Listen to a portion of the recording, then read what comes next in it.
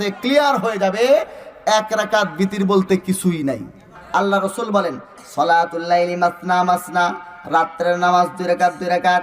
ফাইদা আরাতান তানসারিফা ফারকা বিওয়াহিদাতিন, তখন 1 রাকাত নামাজ পড়বা, যে 1 রাকাত দ্বারা আগের 2 রাকাতকে তুমি বিতিরে পরিণত করবা। তাহলে রাকাত কয়টা হলো? আর এই হাদিস প্রমাণ করতেছে 1 রাকাত বেতের নামাজ আছে, 1 রাকাত বেতের নামাজ পড়তে হবে। শুধু 1 রাকাতকে ছাড় দিয়ে 3 রাকাতকে এই হাদিস দ্বারা প্রাধান্য দেওয়া একটা বোকামোর কাজ।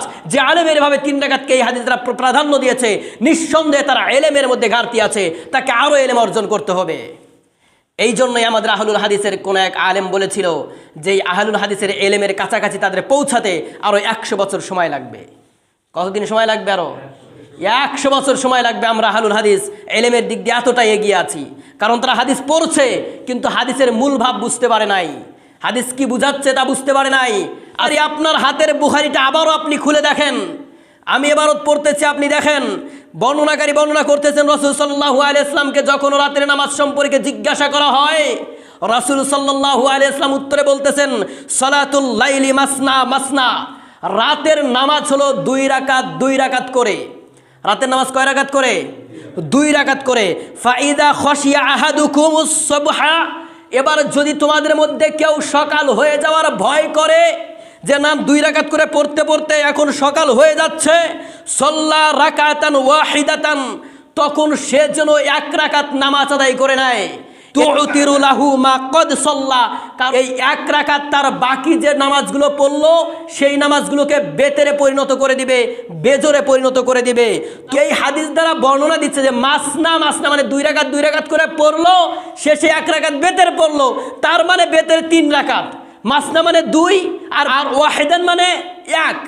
কিন্তু এখানে মাসনা মাসনা শব্দটা যে 2 বার ব্যবহার করলো, এইটুক জ্ঞান তার মাথার ভিতরে যায় নাই। মাসনা মাসনা কথা বলে এটা বোঝানো হচ্ছে যে 2 রাকাত 2 রাকাত করে তুমি যত পারো পড়তে পারো, কোনো বাধা নাই। আমরা বলি না 1000, 1000 বললে 1000-এ নির্দিষ্ট করা হলো, কিন্তু যখন আমি বললাম 1000 1000, তার মানে কত হাজার, তার কোনো সীমা নাই। কথাটা হচ্ছে এটা যে মাসনা মাসনা মানে 2 2, তার মানে 2 রাকাত না, 2 2 বলে কত 2, তার সীমা নাই। যেমন 1000 1000, 1000-এর সীমা নাই, 2 2 এই 2 2-এর সীমা নাই। তোমার শরীর সুস্থ, তুমি পড়তে পারো, যত রাকাত রাতের নামাজ পড়তে পারো, কোনো অসুবিধা নাই। কিন্তু বেতের করার জন্য তুমি কি করবা? এবার সাল্লা রাকাতান ওয়াহিদাতান, তখন তুমি বেতের করবা 1 রাকাত নামাজ পড়ে। এই হাদিস প্রমাণ করেছে যে বেতের নামাজ করতে হলে 1 রাকাত পড়তে হবে। 1 রাকাত ছাড়া বেতের হবে? 1 রাকাত ছাড়া বেতের হবে? আওয়াজ দেন, 1 রাকাত ছাড়া বেতের হবে? 1 রাকাত পরে তাকে বেতের পূর্ণ করতে হবে। এই যে 1 রাকাত যে আমরা বেতের পরে, স্পষ্ট দলিল আর একটা দিয়ে দেই।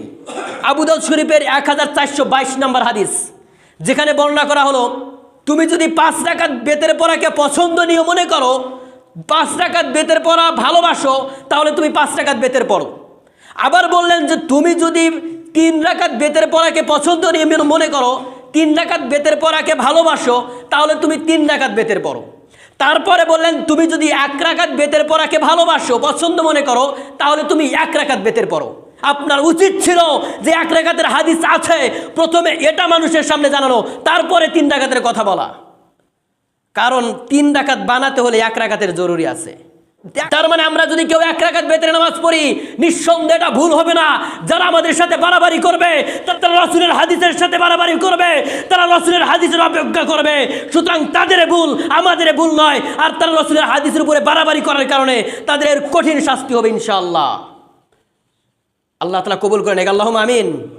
কারণ হাদিসের উপর বাড়াবাড়ি করা যাবে, রাসূলের কথার উপরে বাড়াবাড়ি করা যাবে। আমাদের হাদিস বুঝতে হবে, রাসূল সাল্লাল্লাহু আলাইহি ওয়াসাল্লাম আমাদেরকে যেভাবে বুঝিয়েছে সেভাবে বুঝতে হবে।